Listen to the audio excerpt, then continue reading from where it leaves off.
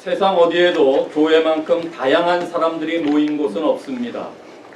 출신, 성장 배경, 교육 환경 등 많은 부분들이 서로 다르지만은 함께 모여서 하나님을 예배하며 함께 교제하며 함께 격려하며 함께 서로 세워주는 이런 일이야말로 얼마나 우리 가운데 고맙고 감사한 일인지 모릅니다. 그럼에도 교회는 다양한 사람들이 모여있는 곳이기 때문에 교회 안에는 사소한 문제로 인하여 서로 다른 견해가 있을 수가 있고 이런 일로 인하여서 갈등을 겪을 수가 있습니다. 한국의 어떤 교회의 설립을 맞아 기념으로 떡을 줄 것이냐 빵을 줄 것이냐에 관한 문제로 4시간 동안 회의를 했다고 합니다. 그래서 떡으로 결정이 났는데 이번에는 인절미로 할 것이냐 시루떡으로 할 것이냐 장장 4시간 동안이나 또 회의를 했다고 합니다. 결국 인절미파와 시루떡파가 갈등을 겪고 있었다고 합니다. 지금까지 겪고 있는지 모르겠어요. 이처럼 대수롭지 않은 교회 문제는 한국 교회만 있는 것이 아니라 초대교회 당시에도 많았습니다. 고린도 교회가 여러 가지 분쟁으로 인하여서 서로 다른 견해 때문에 어려움을 겪었습니다. 계속 살펴보는 대로 로마 교회도 그러했습니다. 즉 믿음이 강한 자와 연약한 자, 다시 말하면 먹고 마시는 문제와 어떤 날을 특별히 지켜야 되느냐 말아야 되느냐 문제에 대한 사소한 견해 차이로 갈등들이 있었습니다. 그래서 바울은 이 문제를 치료하기 위해서 그들 모두를 우리 하나님께서 다 받아주셨으니 서로 비판하거나 업신여기지 말라. 이렇게 지난주까지 우리가 살펴봤습니다. 그래서 대수롭지 않은 문제라면은 모든 사람이 자기가 마음에 확정한 대로 행하면 된다. 이것이 바울의 가르침이었습니다. 그렇습니다. 교회는 이렇게 다양한 성도들과 함께 하나님의 일에 동력을 하면서 다양한 갈등을 겪을 수 있습니다. 그런 면에서 참 우리 교회는 다양한 분들이 계시지만은 한 번도 지금까지 10여 년 동안 어떤 갈등이나 어떤 사소한 견해로 인해서 다투거나 한 적이 없으니 참 어떻게 보면 감사한 일입니다. 그러나 언제나 내포되어 있다는 사실을 또 우리가 확인해 보면서 주로 이 갈등의 원인은 어디서 날까요? 모두가 자기 중심적으로 생각하고 있기 때문에 그렇습니다. 그렇다면 교회 안의 갈등의 문제를 해결하기 위한 성도의 삶의 원리는 과연 무엇일까요? 믿음으로 하나 된 교회 공동체를 온전히 세우되 우리 모두가 성도들을 비판하지 말고 용납해야 되는 또 다른 이유는 무엇일까요? 오늘 바울은 7절 이하부터 믿음이 강한 자나 약한 자가 다 주님의 것이기 때문에 서로 비판해서는 아니 된다 라면서 성도의 삶의 원리를 가르치기 시작합니다. 먼저 7절 상반절에 우리 중에 누구든지 자기를 위하여 사는 자가 없다라고 가르치고 있습니다. 바울이 자기를 위하여라는 단어를 택했을 때는 자기를 위한다는 이 말은 하나님의 법과는 반대되는 말이고 성도의 삶과는 대조되는 것으로서 현세 안락과 즐거움과 쾌락을 쫓아가는 삶이 자기를 위한 삶이라고 가르치고 있습니다. 그런 의미에서 우리 성도의 삶은 세상 사람들과 같이 자기를 위하여 사는 삶이 절대 아닙니다. 왜 그렇습니까? 우리 모두를 주님께서 핏값으로 사신 것이기 때문에 우리 삶은 우리 자신을 위하여 사는 것이 아니라 우리 모두가 그리스도의 종으로서 하나님의 영광을 위해 사는 삶이기 때문에 그렇습니다. 그런 의미에서 우리는 원리상 나를 위해 살지 않습니다. 하나님을 위해 사는 자들입니다. 믿음이 강한 자도 하나님을 위해 살고 믿음이 약한 자도 하나님을 위해 산다면은 우리는 서로 용납해야 된다 그 말입니다. 7절 하반절에는 자기를 위해 죽는 자도 없다.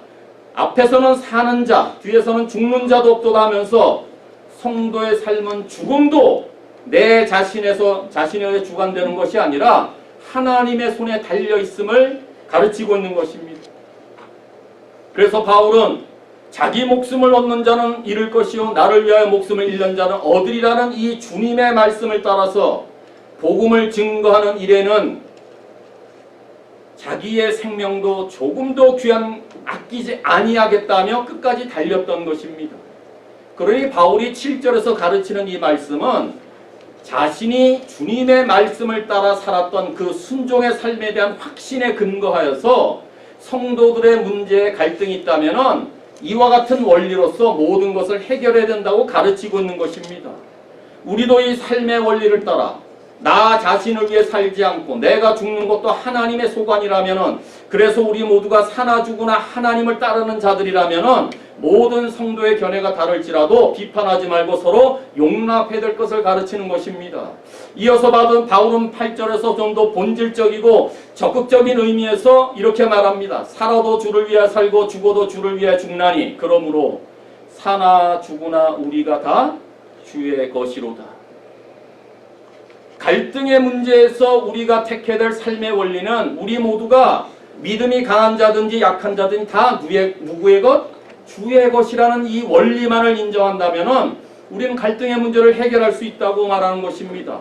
그러니까 성도는 자신의 유익을 위해서 사는 것이 아니라 자신의 삶을 주장할 수 있는 이 근거가 없는 이유는 성도는 내 몸이 내 것이 아니라 바로 하나님의 것이기 때문에 그렇습니다. 그래서 성도는 사는 것도 죽는 것도 하나님을 위해 사는 것입니다. 내일도 살아가는 방식이 하나님을 위해 사는 것입니다. 다음 날도 사는 방식의 원리는 하나님의 나라를 위해 사는 것입니다.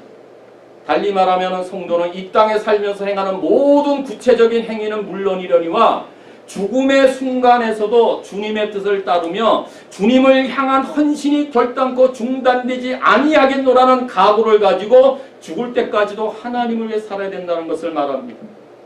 그러니 성도는 평생 자기 중심의 삶이 아니라 평생 하나님 중심의 삶을 사는 거예요. 살아도 하나님이고 죽어도 하나님이니까 평생 하나님 중심의 삶을 사는 것입니다.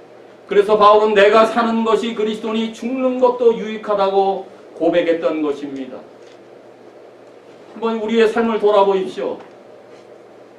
지금 내가 살고 있는 것이 그리스도 때문이십니까?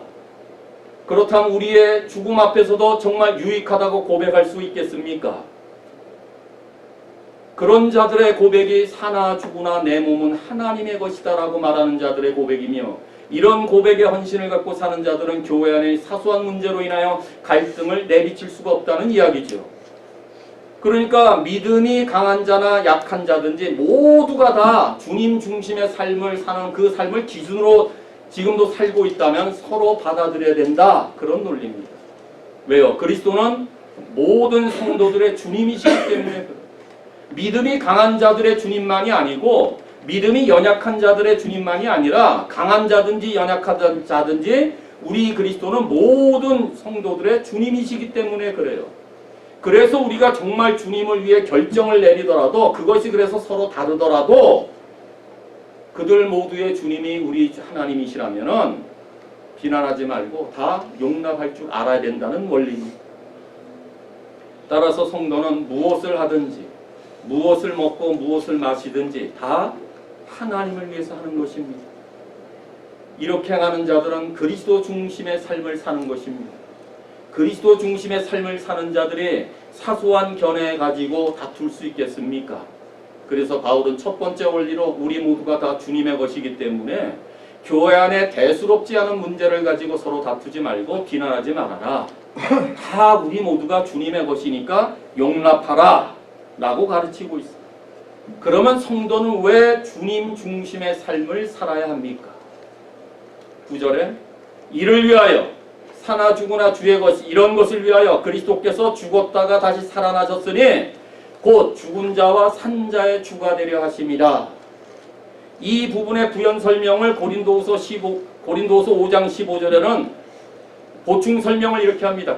그리스도께서 모든 사람을 대신하여 죽으심은 살아있는 자들로 하여금 다시는 그들 자신을 위하여 살지 않고 오직 그들을 대신하여 죽었다가 다시 살아나신 이를, 다시 말해 그리스도를 위하여 살게 하려 하심이라.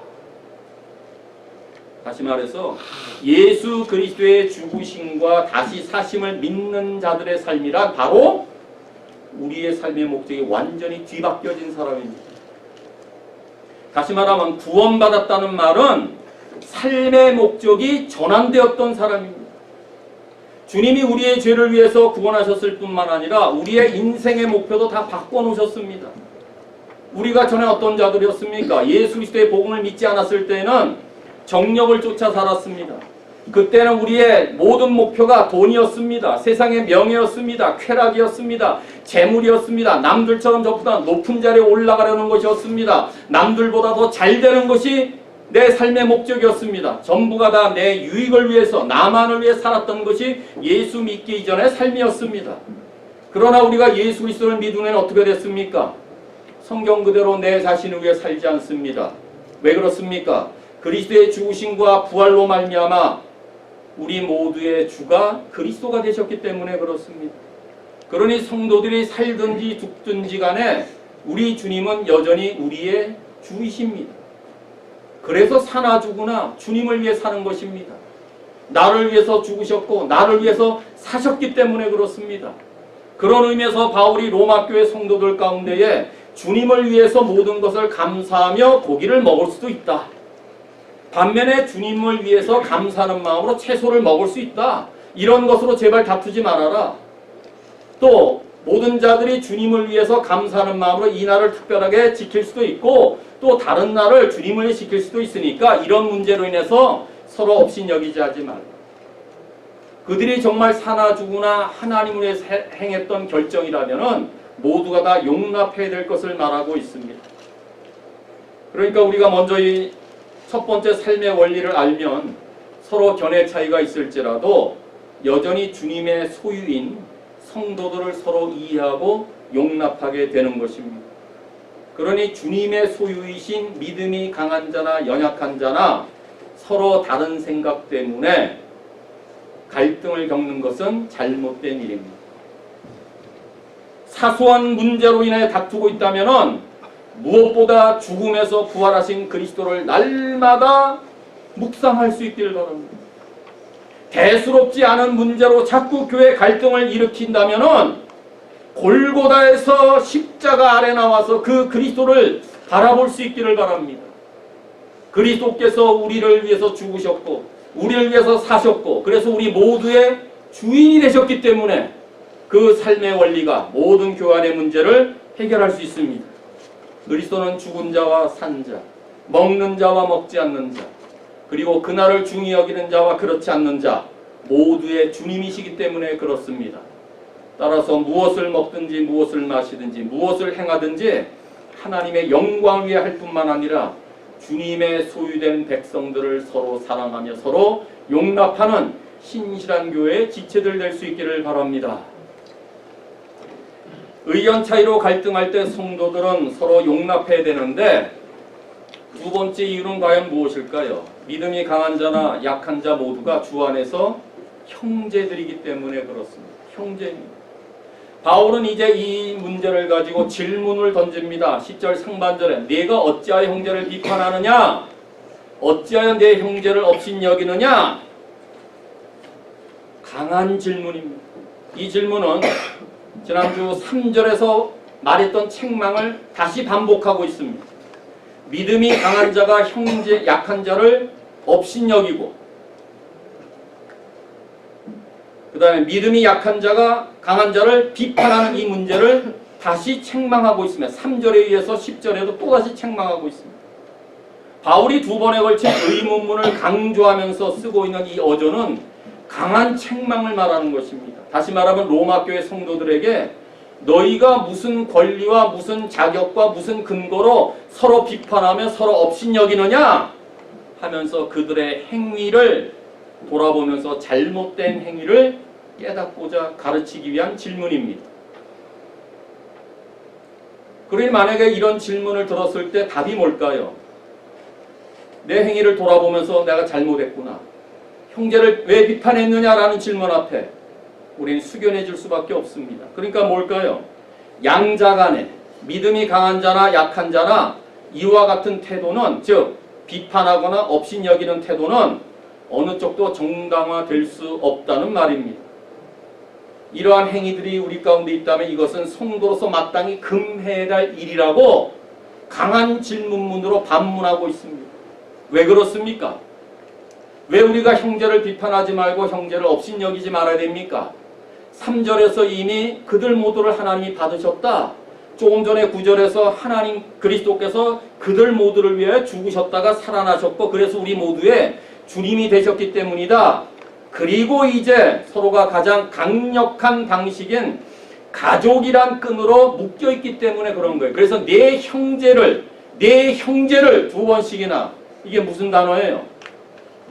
하나님이 우리를 받아주셨고 형제들 모두의 주님이 하나님이시고 우리 모두가 가장 강력한 끈인 가족의 끈으로 묶여있다. 가족인데 어떻게 비판할 수 있느냐? 가족인데 어떻게 서로 업신여길 수 있느냐? 이걸 말하는 것입니다. 한 가족 안에서 형제자매가 되기 위한 최소한의 조건이 무엇일까요? 인물일까요? 학벌일까요? 건강일까요? 지식일까요? 지위일까요? 재산일까요? 소속일까요? 가치관이 다 같으면 형제자매일까요? 아닙니다. 그것이 같다고 형제자매가 되는 게 아닙니다. 동일한 부모로부터 생명을 받았다면, 한 조상으로부터 한 피를 물려받았다면 그것이 형제자매가 되는 것입니다. 그런 면에서 가족은 가장 가까운 뗄 수가 없는 사랑 공동체입니다. 성도들 간에도 마찬가지라 그 말입니다. 성도들이 어떻게 형제자매가 될 수 있습니까? 같은 교단에 소속해서요? 신학체계가 소속교회가 다 같으면 형제자매입니까? 그런 걸 말하는 게 아닙니다. 하나님의 아들 예수 그리스도를 믿어 성령으로 거듭나 하나님 아버지로부터 영원한 생명을 다 받은 사람은 우리 모두가 다 형제자매들입니다. 그래서 영접하는 자 곧 그의 이름을 믿는 자들에게는 하나님의 자녀가 되는 권세를 주셨다고 말합니다. 영적인 가족이 되는 이 정체성은 내가 선택하는 것이 아니라 하나님이 그렇게 주신 것입니다. 즉 성도는 그리스도의 보혈로 말미암아 하나님 안에서 한 가족, 형제자매가 되었다는 것입니다. 그래서 바울은 에베소 2장 13절에 이제는 전에 멀리 있던 너희가 그리스도 예수 안에서 그리스도의 피로 가까워졌느니라 선언합니다. 그래서 우리는 한 피 받아 한 몸을 이룬 형제들입니다.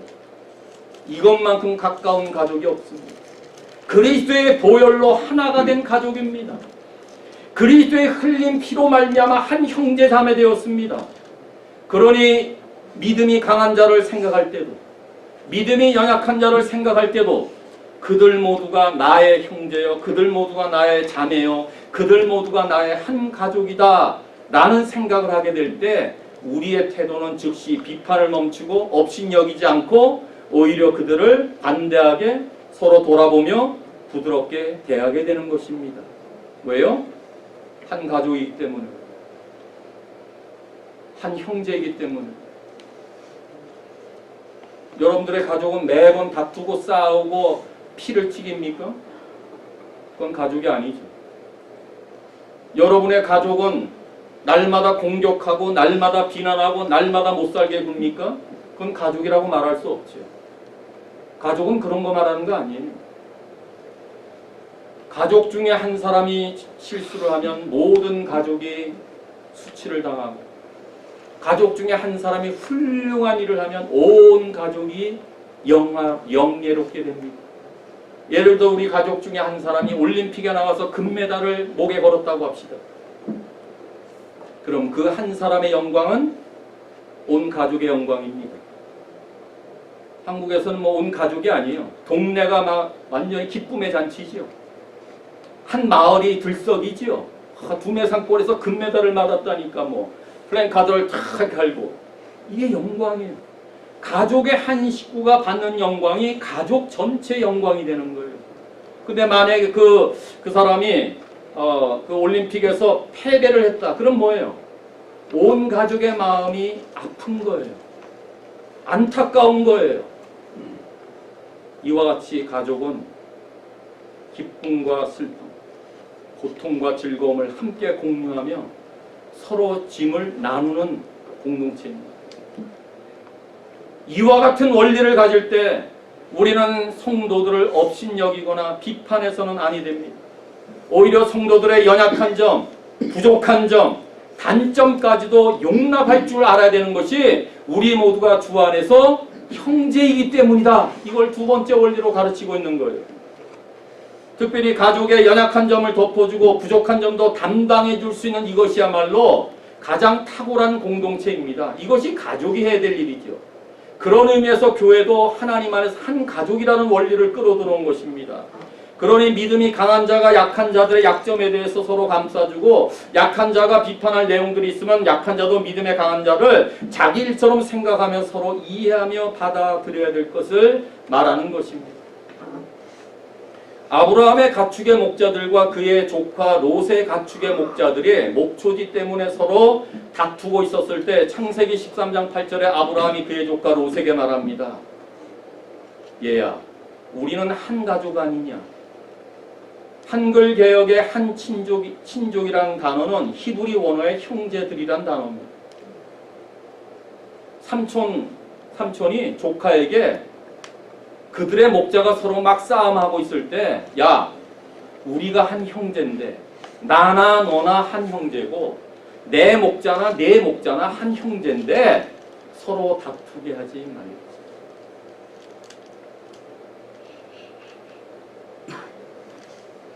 우리는 한 하나님을 아버지로 섬기고 있는 한 가족입니다. 오늘도 우리는 하나님을 한 아버지로 예배하는 자들로 모였습니다. 우리는 그리스도의 피로 맺혀진 형제 자매들입니다.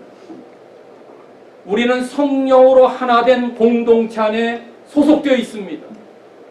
성부와 성자와 성령 하나님이 하나이듯이 우리 모두 하나님을 한 아버지로, 예수 그리스도의 보혈로 한 형제자매, 성령님으로 말미암아 하나 되게 하신 이 공동체를 서로 용납해야 될 필요가 있습니다.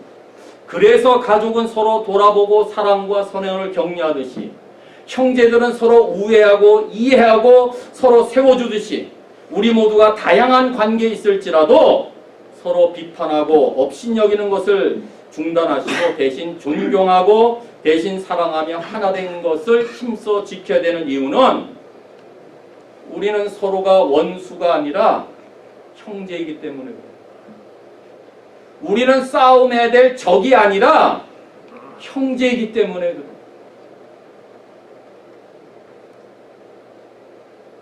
교회 안에 싸운다는 것은 형제의식이 없어서 그래요. 원수 취급하니까 싸움하죠. 우린 형제입니다. 같은 가족입니다. 이 원리는 믿음이 강한 자나 약한 자 양편에 모두 다 적용되는 메시지입니다. 어느 쪽이 잘했다 못했다를 나누는 게 아니라 양쪽 다 형제다, 가족이다. 그래 한쪽에서 비판하지 말라, 한쪽에서 업신여기지 말라고 명했던 것입니다. 그러므로 서로 비판하고 서로 업신여기는 것은 그리스도 안에서 한 형제 자매가 가진 마음이 절대 아닙니다. 참 형제의 특성은 서로 사랑하고 서로 이해하고 서로 돌아보고 서로 세워주고 서로 좋은 길로 인도하는 일에 애써야 되는 것이 우리의 삶의 특성이 되어야 됩니다. 그러니 나와 생각이 좀 틀리고 내가 표현하는 믿음의 방식들이 좀 달라도 그들 모두가 내 형제다, 내 가족이다라는 생각을 가지시고 그들 모두도 하나님이 십자가에 피를 흘리셨다, 그들의 죄를 사하주셨다, 이런 사실을 인정하고 서로 용납하게 될 때에 하늘에 계신 하나님 아버지는 기뻐하실 것이고 서로가 행한 하나님을 위해서 행한 모든 행위들을 하나님은 기쁘게 받아주실 것입니다. 우리 모두를 성령께서 하나 되게 하신 것을 힘써 지키는 것이야말로 주 안에서 한 가족된 우리의 사명인 것입니다. 이제 우리 모두가 그리스도의 피로 한 몸이 되어 서로 지체가 되었다는 사실을 분명히 기억하시면서 내가 거부하려는 사람들, 아니 내가 이미 거부한 그 사람도 하나님이 택하신 내 형제요 내 자매라는 사실을 이제 겸손히 인정하여 그들을 용납하는 가운데 그리스도의 몸을 온전히 세워나가는 일에 힘을 다하는 믿음의 지체들이 될 수 있기를 간절히 바랍니다.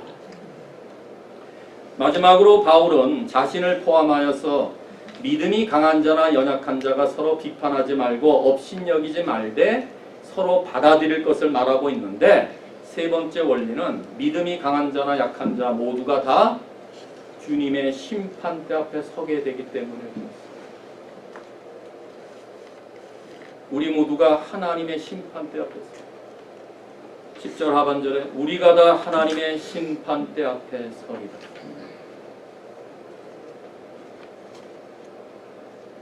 자, 이 부분을 이해하기 위해서는 성경에는 마지막 날에 있을 심판에 대해서 여러 가지 모양으로 예고하고 있는데, 먼저 하나님의 심판 때는 계시록 20장 11절에서 15절까지, 5절이 아니고 15절까지에서의 내용 중에 마지막 날에 어떤 자들은 크고 흰 보좌에 들어가게 될 때 각 사람이 그의 행위대로 심판을 받고 사망과 음부로 불못에 던져진다. 생명책에 기록되지 못한 자들은 전부 다 지옥인 불못에 던져진다. 이렇게 말하고 있습니다.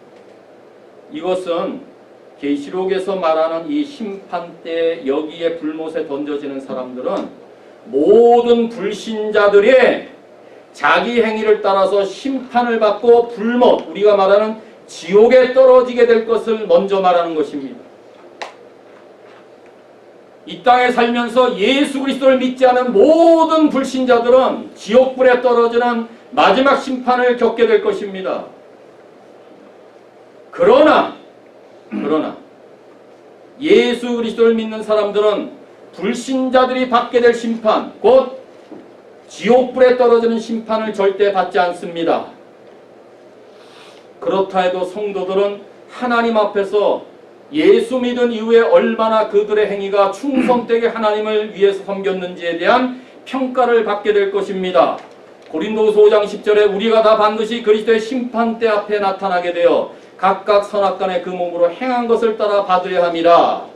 이 말씀은 우리의 믿음의 행위는 그리스도 위에 세운 공력에 따라서 마지막 날 그리스도 앞에 서게 될 때 상을 받기도 하고 상을 잃어버릴 수가 있다는 것을 말합니다.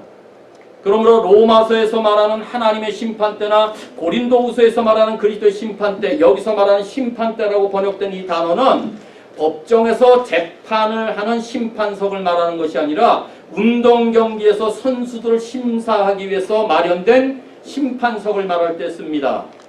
다시 말해서 이 심판대는 죄를 추궁하여 처벌하는 자리가 아니라 믿음의 경주를 달려오는 가운데 승리한 자에게 상을 주는 자리라는 말입니다. 그러니까 불신자들은 꺼지지 않은 지옥불에 떨어지지만 예수 믿는 성도들은 주님 앞에 섰을 때 내가 얼마나 하나님 앞에 잘했느냐에 따라서 상을 한가름하는 그 자리다, 그 말입니다. 아울러서 이 심판의 자리에는 경기 도중에 부정행위를 저주는 선수들이 받은 상을 무효로 만드는 자리이기도 합니다. 이처럼 모든 성도들은 심판의 날에 각각 주님께 충성한 일에 대해서 고백하게 될 것이고 심판관이신 주님의 심사를 받게 될 것입니다. 이때에 우리 주님은 불순한 동기와 잘못된 태도를 가지고 섬겼던 성도들의 행위를 낱낱이 드러내시는 반면에 의롭게, 신실하게, 진실하게, 참되게 일했던 성도들에게는 승리의 관을 주실 것입니다.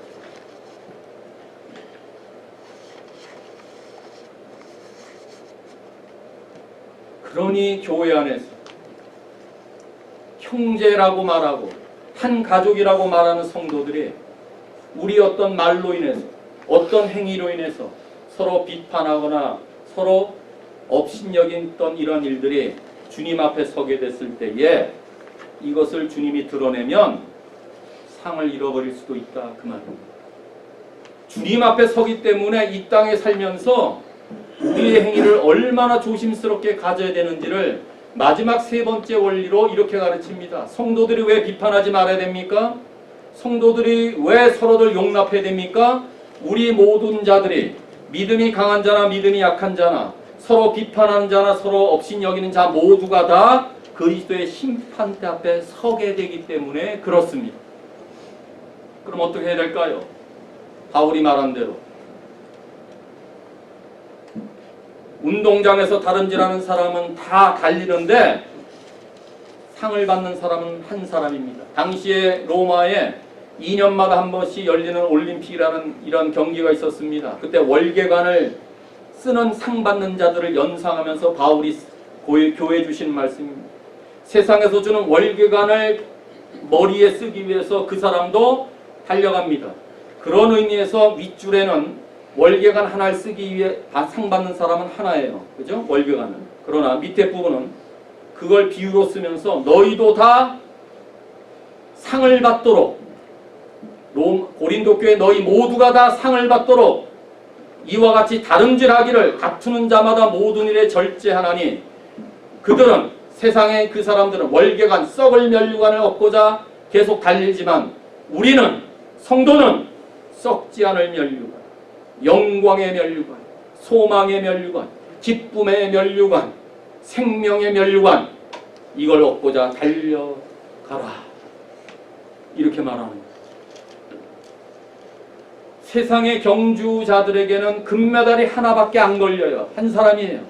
그러나 우리 모두에게는 모든 사람들이 그들이 행한 행위에 따라 전부 다 면류관을 받는 거예요. 한 사람이 받는 게 아니라 모든 성도들이 이 땅에서 예수 그리스도를 믿은 이후에 선악간의 행위로 말미암아 다 상을 받게 된다. 그래서 성도들끼리 서로 비판하지 말아라. 잘못한 행위가 드러나게 될 것이다. 업신여겼던 일들이 하나님이 낱낱이 밝히게 될 것이다. 그래서 오로지 면류관을 받기까지 힘써 달려갈 것을 세 번째 원리로 말하는 거예요. 그렇다면 바울이 지금까지 논리는요, 형제를 비판하지 말고 업신여기지 말라 하는 일과 하나님의 심판 앞에 서는 것에 연관을 가지고 말하는 거예요. 다시 말하면 성도 각자는 그날에 자기가 행한 대로 선악간의 심판을 받을 것이니 남을 비판하거나 남을 업신여기는 행위를 삼가 주의해야 될 것을 이렇게 가르치는 거예요. 이 부분은 마치 비판을 받지 아니하려거든 비판을 하지 말라는 예수님의 말씀을 암시하는 듯합니다. 이건 지지난주에 말씀을 잠깐 드렸습니다. 예수님은 비평을 금하시거나 우리의 비판적 기능을 중단하라고 가르치시는 것이 아닙니다. 만일 이렇게 오해한다면은 우리는 교회 안에 거짓 교사들을 삼가거나 거짓 가르침을 물리치라는 명령을 순종할 수가 없습니다. 비판하지 말라 그랬으니까. 그런 용어를 말하는 게 아니라 예수님께서 주님을 따르는 자들에게 이 비판하지 말라 라고 말하는 것은 비판 자체가 아니라 흠을 잡아서 정죄하는 식의 비판을 금지하는 거예요. 정죄하는 식의 비판. 이게 뭘까요? 자신이 마치 심판관의 자리를 차지하고 있는 식의 비판을 금하고 있는 거예요. 그리고 그 같은 비판을 금하는 것은 우리 자신도 언젠가는 심판관이신 그리스도 앞에 서게 되기 때문에 그래요. 다시 말해서 우리에게는 심판석으로 내가 올라가서 우리 믿음의 형제들을 피고석에 앉히고 판결을 내리고 선고할 수 있는 권한이 우리에게는 없다. 그렇게 말하는 거예요. 하나님만이 유일한 재판관입니다. 우리는 아닙니다. 결단코 아닙니다. 그러므로 우리가 그리스도의 몸을 온전히 세워나가는 일에 서로 의견이 다를지라도 상호간에 서로 용납하되 서로 비판을 하거나 업신여기지 말라는 것은 우리 모두가 심판관이 아니기 때문에 그래요. 이 같은 사실을 확증하기 위해서 바울은 11절에 기록되었으되 하며 이사야 45장 23절을 그대로 인용합니다. 그러니까 11절은 이사야 45장 23절의 인용 구절입니다. 주께서 이르시되 구약은 나를 두고 맹세하되 그런 인용입니다. 내가 살았노라 모든 무릎이 내게 꿇을 것이요 모든 혀가 하나님께 자백하리라 하였느니라. 이렇게 말합니다. 즉 한 분이신 지존하신 하나님의 최종적인 권위에 대항하는 자들은 모두 심판시에 하나님의 공의와 구원을 베푸시는 그 하나님 외에 다른 이가 없음을 자백하고 무릎을 꿇고 그의 공의를 인정하게 될 것이다. 결론을 이렇게 내고 있어요. 여기서 자백하리라는 단어는 그 개역성경 아래 보시면은 찬미하다라는 뜻이 함께 있어요. 그죠? 지금 개역성경 아래 관주를 보시면은 찬미하다로 되어 있어요. 그러니까 이 자백하다는 원래 단어는 자백하다는 단어도 있고 인정하다, 찬양하다는 두 단어를 함께 의미를 다 함께 갖고 있습니다. 이것은 모든 사람이 최후에는 자기의 죄를 하나님 앞에 이실짓고 자백한다는 의미도 있지만 동시에 공의로우신 하나님과 구원을 베푸시는 하나님, 심판하시는 하나님 앞에서 모든 인류가 다 무릎을 꿇고 주님께 찬양하며 경배하고 그 앞에 복종하게 될 것을 말하는 것입니다. 그리고 그날의 마지막에 모든 사람이 각인이 자기를 하나님께 직고하리라 하면서 12절에 결론을 내고 있습니다. 이러므로 앞구절에 결론을 이러므로 여기서 말하는 각인은 어느 쪽도 배제되지 않음을 말합니다. 믿음이 강한 자나 연약한 자가 각인입니다. 비판하는 자나 업신여기는 자 각인을 말합니다. 모두를 말합니다. 그러니 모든 성도는 다 우리 마음에 감춰져 있는 은밀한 생각까지도 다 아시는 하나님께서 사실대로 알아야 된다는 이 사실로 인해서 심판이 얼마나 철저하고 심판에 확실하고 심판에 그 철저하고 심판의 완전함을 깨닫는다면은 우리는 이 땅에 살면서 믿음의 형제들을 서로 비판할 수가 없음을 알게 될 것입니다. 그러니 이 심판 앞에 선다는 이 말씀을 다시 한번 상고해 보면서 지나간 우리의 삶을 다시 성찰해 보시기를 바랍니다. 내 입술로는 사나 죽으나 하나님을 위해서 산다고 말하고 있었지만 혹시 자신의 유익과 자신의 영광을 위해서 산 적은 없는지, 혹시 성도들끼리 서로 정죄하는 심판은 하고 있지 않은지, 혹시 서로 업신여기거나 무시하거나 멸시하고 있지는 않은지 한번 돌아볼 수 있기를 바랍니다. 하나님 앞에 서게 되기 때문에 꼭 돌아보셔야 됩니다. 하나님이 심판자이시고 우리는 심판받게 될 자들 가운데 다 있게 될 것이기 때문에 다 있게 돼요. 믿음이 강한 자도 약한 자도 비판했던 자도 업신여겼던 자도 심판관이신 하나님 앞에 다 함께 있게 될 것이기 때문에 서로 비판하지 말고 업신여기지 말기를 바랍니다. 따라서 하나님은 마지막 날에 모든 성도들의 행위를 공정하게 판단하실 것이므로 우리들은 이 땅에 살면서 믿음의 경주를 달려가게 될 때 형제들을 서로 섣불리 판단하지 말고 모든 심판을 하나님께 맡기면서 서로 용납하며 사는 믿음의 지체들이 되시기를 바랍니다. 사랑하는 신실한 교회 성도 여러분, 우리 모두는 다 하나님이 받아주신 사람들입니다. 우리 모두는 주 안에서 형제 자매들이고 한 가족입니다. 우리 모두는 한 아버지를 모시고 있는 사람들이고 우리 모두는 다 한 피로 한 몸을 이룬 형제 자매들입니다. 우리의 최종적인 심판관은 위에 계신 하나님 한 분밖에 없습니다. 이 같은 진리는, 다시 말하면 하나님 우리를 받으셨다는 진리는, 우리 모두가 주 안에서 한 형제 자매라는 진리는, 우리 모두가 그리스도의 피로 한 몸이 롯다는 이 진리는 우리와 하나님과의 관계, 우리와 서로 다른 사람들과의 관계를 가장 아름답고도 가장 거룩하게 만들기에 충분한 진리입니다. 이거 하나 하면 다 되는 것입니다. 이것이 무너지면 교회가 갈등을 겪는 것입니다. 이 진리가 마음판에 새겨지지 않으면 대수롭지 않은 문제 갖고 싸우게 되는 것입니다. 그렇기 때문에 믿음의 지체들은 사소한 문제를 가지고 서로 다투지 말며 대수롭지 않은 의견으로 인해 서로 비판을 멈추고 업신여기지 않기를 바랍니다. 더욱더 죽음에서 부활하신 그리스도를 날마다 바라보면서 이제 우리에게 임할 그 영원한 나라를 더욱더 사모하며 우리 각자에게 믿음의 분량대로 주신 그 은사를 따라 주님을 기쁘시게 해드리는 일에 힘을 다하는 나머지의 인생 될 수 있기를 바랍니다.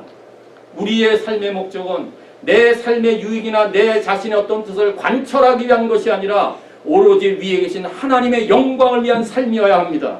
그래서 우리 모두가 살아도 주를 위해 살고 죽어도 주를 위해 살고, 그래서 사나 죽는 그 삶이 내 삶의 최고의 목표가 될 때에 우리 모두는 하나님의 교회를 온전히 세울 수가 있고 서로 돌아보며 사랑과 선을 격려하는 믿음의 공동체로 세워질 것입니다. 이제 우리 모두 모든 일을 감찰하시는 하나님 앞에 서는 그날까지 삶의 바른 동기와 온전한 태도를 가지되 믿음의 방식과 형태가 서로 다르더라도 서로 용납하며 함께 그리스도의 몸을 온전히 세워나가는 일에 힘을 다하시는 신실한 공동체가 되시기를 주님의 이름으로 축원합니다.